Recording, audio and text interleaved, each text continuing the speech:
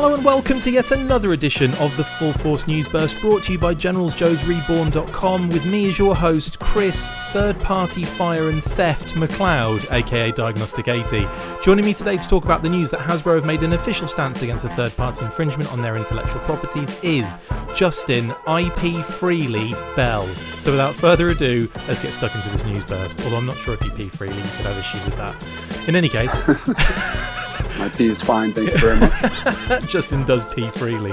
That's the news burst. Thanks, guys. See you later. I might be peeing right now.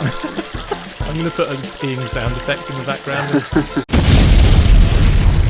News broke a number of days ago that Zeta Toys' third-party Unicron figure had been removed from most of their social networks, including their YouTube video, which was taken down because of a copyright claim made by Hasbro.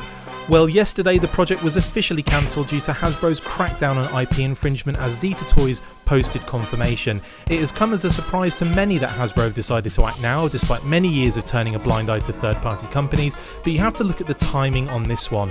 HasLab is currently in the process of trying to fund their largest transforming figure of all time with Unicron, and I personally see it as no surprise that with the funding goal hanging in the balance despite an extension to October, that Hasbro have decided this is too far.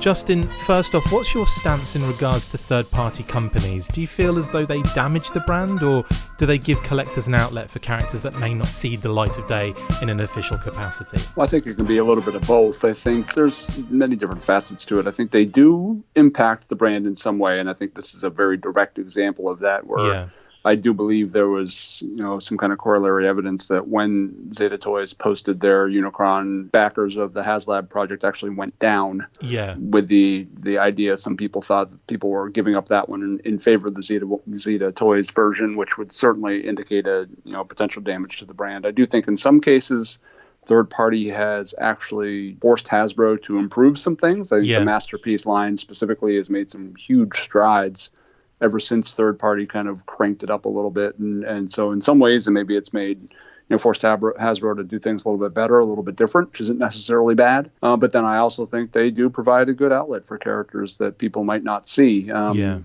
it can be a little bit of everything. I try not to support third party myself if I can help it, although I can't argue that they do some really fantastic work, make some fantastic looking toys, and do some really cool things that Hasbro is not doing. Yeah. I think if you can find that kind of perfect blend where third party is doing something that Hasbro maybe wouldn't do, so you're not directly impacting what you're supporting with Hasbro, but for every $200 you spend on a third party item, no matter what it is, it's potentially $200 less you have to spend on the official product. So regardless, there has to be some kind of financial component to this and some kind of concern that dollars spent on third party or dollars not spent with Hasbro. Yeah, very good point. I mean, obviously there's a lot to kind of unpack with where, obviously third party is not necessarily your bootleg and your knockoffs and stuff like that. I mean, that's a completely different kettle of fish, where you've got actual reproductions of like Masterpiece official product being churned out with, less quality and, really, I don't know. I think that damages the market more so than third party does. I agree with you, though. I definitely think you're totally correct on that. Everything you said, it definitely has that, like a foot in both pools. I don't know what metaphor that is, but it definitely has that balance at the moment of it's taking money away from HasTac, as they call it, Hasbro and Takara. At the same time, they are filling gaps with certain figures and characters that you don't necessarily get done. What I have noticed recently is that third-party companies will release a figure, and then maybe within 6 to 8 months, Hasbro, Takara will bring out, like, not necessarily a Masterpiece version, but Masterpiece examples do exist of this particular situation, and then other figures will come out, and it will almost force people. I've seen the people like immediately going out and selling their third-party version of that figure. Yeah.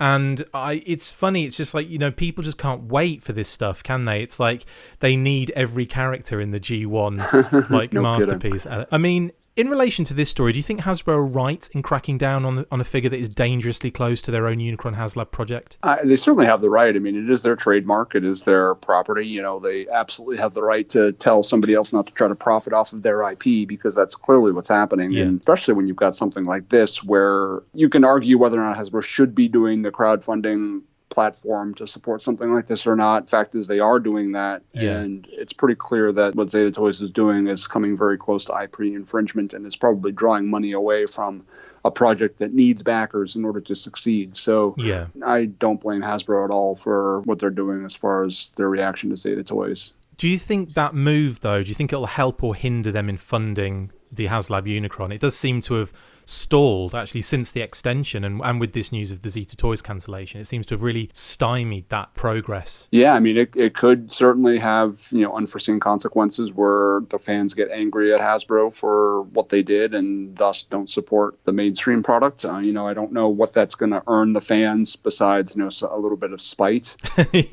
But they're not doing themselves any favor because now the Zeta Toys one is canceled, and if they don't fund the Hasbro one, they're not going to get that one either. So then they have no Unicron instead of a choice of two. Yeah. Do you think price comes into this? Do you think, a lot of people were jumping on Unicron who probably were on the fence with it, and then when the Zeta Toys thing comes up, it's obviously going to be a lot cheaper than $600. Do you think that has to play? Do you think that plays a part in this too? Potentially could. I didn't see a lot of the details of the Zeta Toys version. I don't know how large it was and how much it was slated to cost. Apparently, it's smaller than the Hasbro one, but I didn't have any details in size either. Yeah. But I did hear that in terms of its size compared to Unicron, it is smaller than the Hasbro one. So it's possible somebody might have wanted, a highly detailed Unicron and wasn't quite so concerned, because when you're talking about a planet-sized transformer, does it really matter if the one you buy is, 3 feet tall? It's still not going to be as tall as it should be. It just happens to be a lot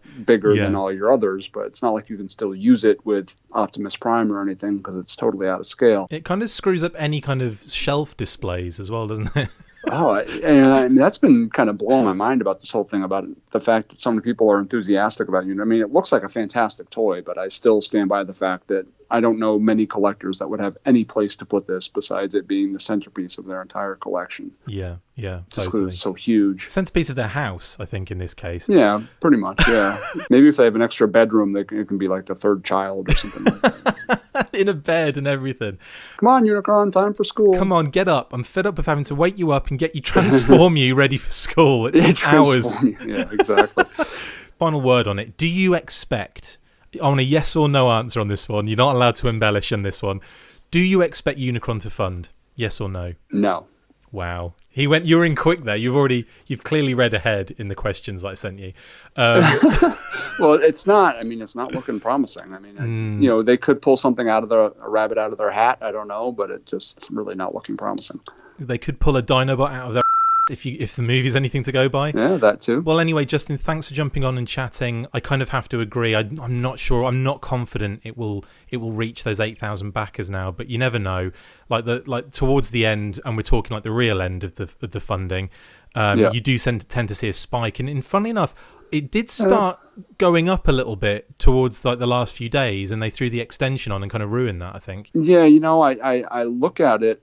I'm looking at the site now, and I might be changing my tune a little bit. I didn't realize they were up to almost 6,000 backers already. So I don't know. With 20 days left, and I don't know. We'll see. I might have to recant that term now. No, you said it now, and it's recorded. Ah, damn it. Anyway, Justin, thank you for jumping on and chatting Unicron and not Unicron with me today. Absolutely. That's it for this instalment of the Full Force News Burst. Thank you to my awesome co-host, Justin Bell. See you next time, and as always, onward to oblivion, or something along those lines.